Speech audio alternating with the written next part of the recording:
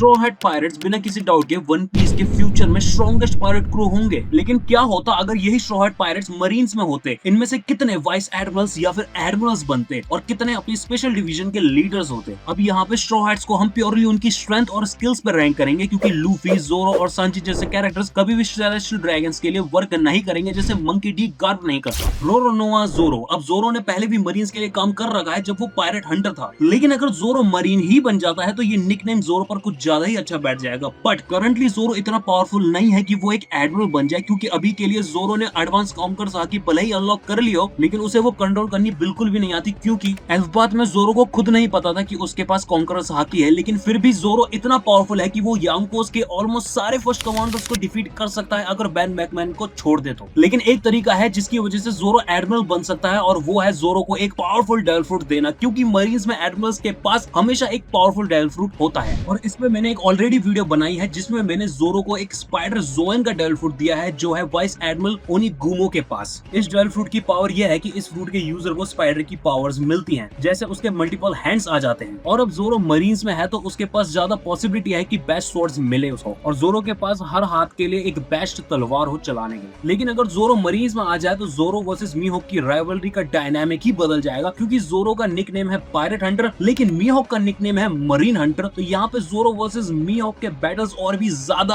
Amazing हो जाएंगे। But rank तो जोरो को एडमिरल की ही मिलेगी, लेकिन अभी के जोरो को नहीं, क्योंकि उसके पास अभी कॉन्करर्स हाकी का कंट्रोल और ज्यादा बैटर स्वॉर्ड्स नहीं है। लेकिन अगर उसके पास बेस्ट कॉन्करर्स हाकी और स्वॉर्ड्स प्लस डेविल फ्रूट आ जाता है तो वो पक्का एक एडमिरल रैंक का फाइटर होगा। अब अगर मैं जोरो को बोलूं कि इस चैनल को सब्सक्राइब करो तो उसे सब्सक्राइब बटन ही नहीं मिलेगा, लेकिन तुम्हें वो इजीली मिल जाएगा, तो इस चैनल को सब्सक्राइब करो। विंस्मोक सांजी, अब सांजी का केस काफी यूनिक है, क्योंकि अगर उसका बस चले तो वो सिर्फ हेड शेफ बन के मरीज का पूरी जिंदगी भर ऑल ब्लू ढूंढता है। लेकिन अगर सांजी की पावर का यूज अच्छे से करना है तो उसे भी एडमिरल की पोजीशन परफेक्ट रहेगी, क्योंकि भले ही सांजी के पास कॉन्करर्स हाकी ना हो, लेकिन एडमिरल बनने के लिए उसकी नीड भी नहीं है, क्योंकि अभी तक हमने एक भी एडमिरल को नहीं देखा है जिसके पास कॉन्करर्स हाकी हो, और उसमें फ्लीट एडमिरल सैन गोकू को इंक्लूड ना करे तो, क्योंकि सैन गोकू के अलावा किसी भी एडमिरल की अभी तक कॉन्करर्स हाकी कंफर्म नहीं हुई है। अब सांजी एडमिरल की पोजीशन के लिए इसलिए परफेक्ट है क्योंकि पावर वाइज सांजी काफी यूनिक है, क्योंकि उसकी स्ट्रेंथ आती है जर्मा साइंस से, जिसकी वजह से उसके पास मल्टीपल पावर्स है, जैसे हार्ड एंड स्किन, रीजनरेशन और एक्स्ट्रा ड्यूरेबिलिटी, जिसकी वजह से सांजी की फायर पावर्स भी ब्लू फ्लेम्स तक आ गई हैं। और इन सब पावर्स की वजह से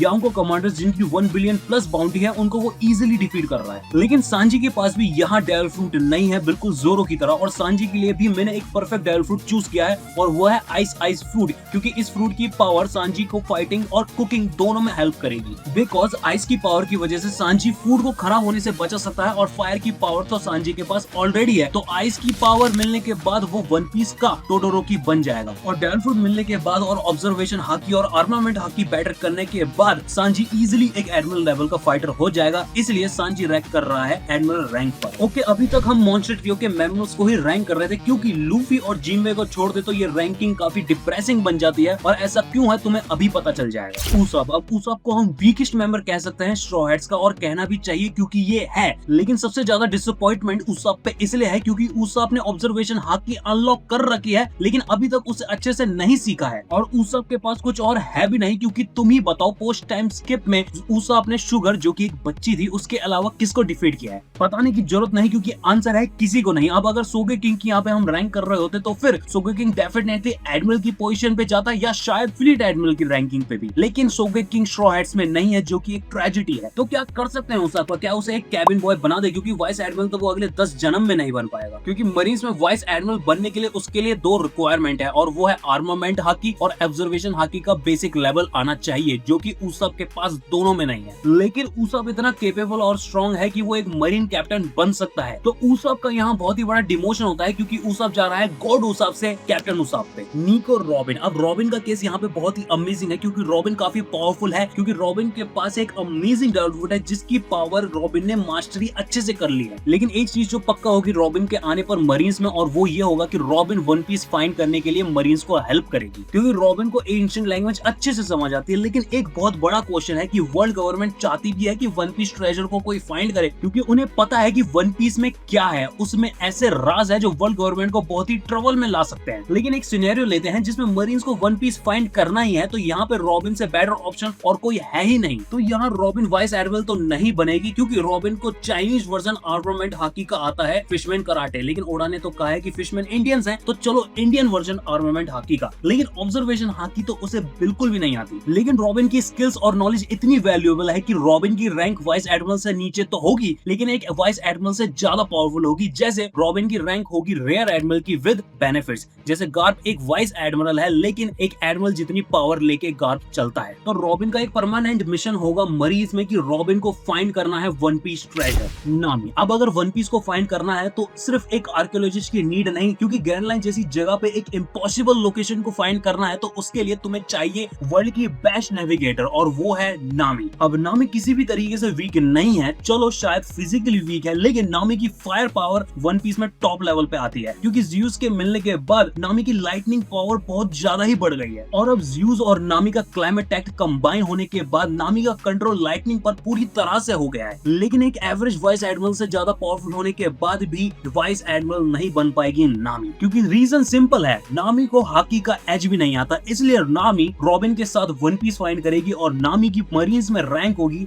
एक कोमोडोर की, सोल किंग ब्रुक। ब्रुक का कैरेक्टर सबसे वीकेस्ट है स्ट्रॉ हैट्स में। अब यहाँ पे मैं पावर की बात नहीं कर रहा हूँ, वो तो ऑब्वियसली ऊसअप है, मैं बात कर रहा हूँ character development slash character writing की। उसमें ब्रुक बाकी स्ट्रॉ हैट कैरेक्टर से काफी पीछे है और फाइनली ओडा सेंसे कुछ कर रहे हैं ब्रुक के कैरेक्टर के साथ। लेकिन अगर ब्रुक की कैरेक्टर डेवलपमेंट को साइड करें तो पावर वाइज ब्रुक काफी डिसेंट है, क्योंकि ब्रुक ने अपने डेल फूड को अच्छे से यूज करना सीख लिया है और ये भी चांस है कि ये पावर्स हम जो ब्रुक की देख रहे हैं ये अवेकनिंग है। लेकिन ब्रुक भी एक वाइस एडमिरल नहीं बन सकता। लेकिन मैं पहले ही एक बात क्लियर करना चाहता हूँ कि स्ट्रॉ हैट्स एक एवरेज वाइस एडमिरल से काफी स्ट्रॉन्ग है, उसाप भी, लेकिन लूफी, जोरो, सांजी और जिनबे के अलावा किसी को भी आर्मामेंट और ऑब्जर्वेशन हाकी बेसिक लेवल पे भी नहीं आती। तो इसलिए ब्रुक भी जा रहा है रेयर एडमिरल रैंक पर। Cyborg Franky. अब फ्रैंकी के पास ऐसी स्किल्स है कि जिसकी वजह से वो मरीज में 2 डायरेक्शन पर जा सकता है। लेकिन पहले अगर हम फ्रैंकी को पावर वाइज देखें तो वो of course vice admiral rank पे आसानी से फिट बैठेगा। लेकिन अगेन फ्रैंकी को भी बेसिक लेवल की हाकी नहीं आती, जो कि फ्रैंकी के केस में इतना मैटर भी नहीं करता, क्योंकि एक साइबोर्ग होने की वजह से फ्रैंकी खुद एक वेपन है और साथ ही में फ्रैंकी के पास पर्सनली इतने सारे वेपन्स है। लेकिन इसी वजह से फ्रैंकी को मरीज के लिए भी वेपन्स बनाने चाहिए। अब तो खैर वेगापंक वर्ल्ड गवर्नमेंट के अगेंस्ट हो गया है, लेकिन उससे पहले फ्रैंकी वेगापंक का असिस्टेंट बन सकता था, या फिर अभी वेगापंक के बाद वो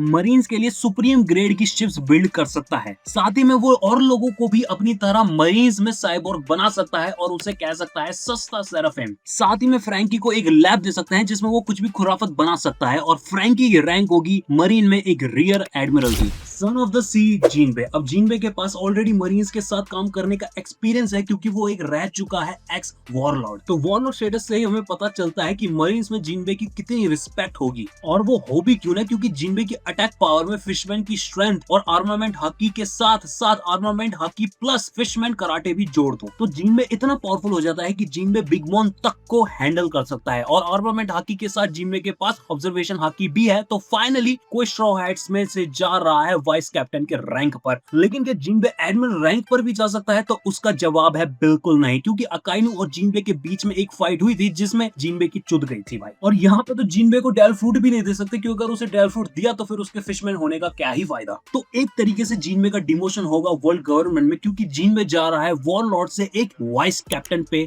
जो कि अगर प्रिविलेजेस देखें तो यहाँ पे काफी कम होंगे। तो जिनबे की रैंकिंग है वाइस एडमिरल। Tony chopper. अब चॉपर का मेन रोल स्ट्रॉ हैट्स में है डॉक्टर का, तो मरीन्स में भी वो डॉक्टर बन सकता है, लेकिन उससे पहले उसे मरीन्स को बताना होगा कि वो एक पेट नहीं है स्ट्रॉ हैट्स का, क्योंकि वो एक इमरजेंसी फूड सप्लाई है। और चॉपर की स्ट्रेंथ टाइम शिफ्ट के बाद काफी बढ़ गई है, क्योंकि उसकी हर एक ट्रांसफॉर्मेशन पे उसको पहले एक रंबल बॉल इस्तेमाल करनी पड़ती थी, लेकिन टाइम शिफ्ट के बाद उसको इसकी नीड बिल्कुल नहीं है, सिवाय जब वो मॉन्स्टर पॉइंट में जा रहा हो। लेकिन मॉन्स्टर पॉइंट में भी बहुत इंप्रूवमेंट आई है, क्योंकि पहले चॉपर आउट ऑफ कंट्रोल होता था, लेकिन अब वो उसमें बिल्कुल कंट्रोल पे है। और सीजर की हेल्प के बाद चॉपर इस मॉन्स्टर फॉर्म को अब काफी देर तक भी मेंटेन कर सकता है। लेकिन इसका एक साइड इफेक्ट है कि इस फॉर्म के टाइम पूरा होने के बाद चॉपर एक बुढ़ा भी बन जाता है, लेकिन कुछ ही देर के लिए। अब चॉपर महाशय को भी आर्मामेंट हाकी या ऑब्जर्वेशन हाकी नहीं आती, और फ्यूचर में भी चेंज होने के इसके आसार नहीं लग रहे हैं। लेकिन मैं होप करता हूँ कि मैं गलत हूँ और चॉपर आर्मामेंट हाकी और ऑब्जर्वेशन हाकी सीखे। लेकिन अगर चॉपर को मरीन्स में रहना है तो उसे अपना साइड बिजनेस क्लोज करना होगा ड्रग डीलिंग का। वो अगर ये बिजनेस को लीव कर देता है, एंड कर देता है, तो चॉपर एक रेयर एडमिरल बन जाएगा मरीन्स में। तो फाइनली हम पहुंच चुके हैं फाइनल बॉस पे, मंकी बिग डी लूफी। अब लूफी वैसे तो कभी भी मरीन्स को ज्वाइन नहीं करेगा, लेकिन अगर हम सिर्फ लूफी की पावर्स और स्किल को देखें तो फिर बात बदल जाती है, क्योंकि लूफी के पास है हर टाइप की हाकी, वो भी एडवांस एप्लीकेशन के साथ, जो कि लूफी को इजीली एक एडमिरल लेवल का फाइटर बनाती है। लेकिन लूफी की पावर यही नहीं रुकती, क्योंकि लूफी के पास है the most ridiculous devil fruit power One Piece में, ह्यूमन फ्रूट मॉडल नीका, जिसकी वजह से लूफी एक पायरेट किंग लेवल का फाइटर बन जाता है। लेकिन अभी के लिए वो इतना पावरफुल नहीं है, क्योंकि अभी गियर 5 में लूफी का स्टैमिना की प्रॉब्लम काफी बड़ी आती है। लेकिन फिर भी लूफी ने किजारू को डिफीट कर दिया, जो शो करता है कि लूफी मिनिमम एक एडमिरल से भी ज्यादा पावरफुल है अभी भी। तो यहाँ पे फ्लीट एडमिरल की पोजीशन लूफी के लिए परफेक्ट रहेगी। लेकिन फ्लीट एडमिरल की पोजीशन के लिए सिर्फ पावर नहीं, लीडरशिप क्वालिटी भी चाहिए, और ये गुण लूफी में कूट कूट कर भरे हैं, क्योंकि लूफी एक परफेक्ट लीडर है, जो एग्जाम्पल बन के अपने सबऑर्डिनेट्स को लीड करता है। तो यहाँ पे लूफी फ्लीट एडमिरल रैंक पर जाता है। और इस वीडियो को देखो, जहां मैंने वन पीस के स्ट्रॉन्गेस्ट कैरेक्टर को, जिनके पास कोई डेविल फ्रूट पावर नहीं है, उनको मैंने एक परफेक्ट डेविल फ्रूट पावर दी, जिससे वो स्ट्रॉन्गेस्ट कैरेक्टर बन गए।